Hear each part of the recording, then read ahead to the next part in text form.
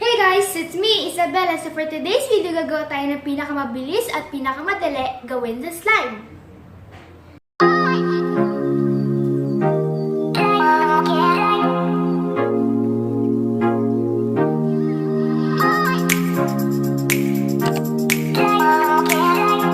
So let's start! So maglalagay lang tayo ng 1 cup ng flour, tubig, and coloring.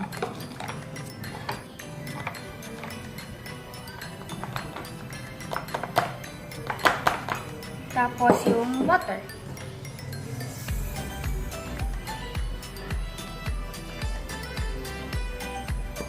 Tapos i-mix lang.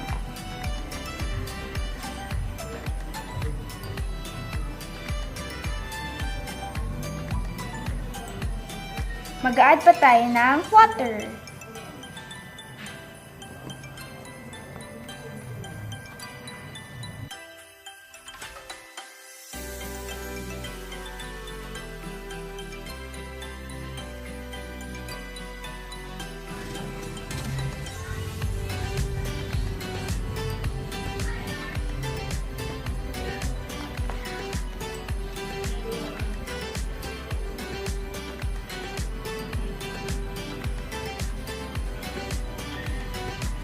So, maglalagay naman na tayo ng coloring.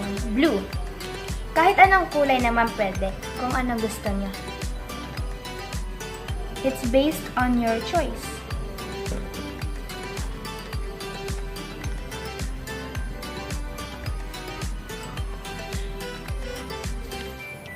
I-mix nyo lang ng i-mix.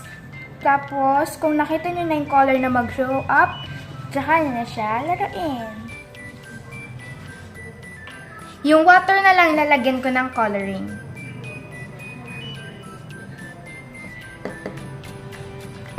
Yan. Tapos, lagay natin dito. Tapos, i-mix lang natin. Para mas madali na siya. And it kind of looks like green. Pero okay lang.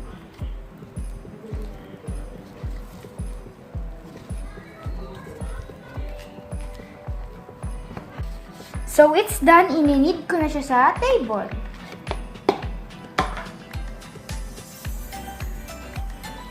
Wow!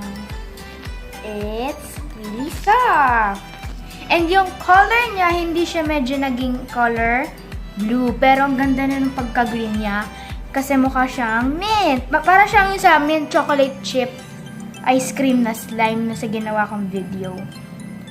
And kung medyo sticky pa siya, pwede nyo pa siya lagyan ng konting flour. Tansyahin nyo na lang kung gaano kadaming lalagay niya. So, try natin siya i-swirl.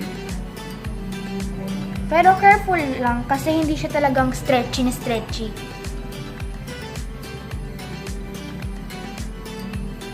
Wait.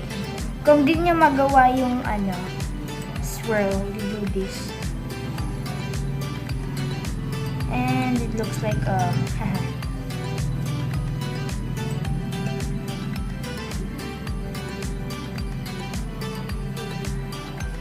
that was satisfying. Oh, wait, I know what to do.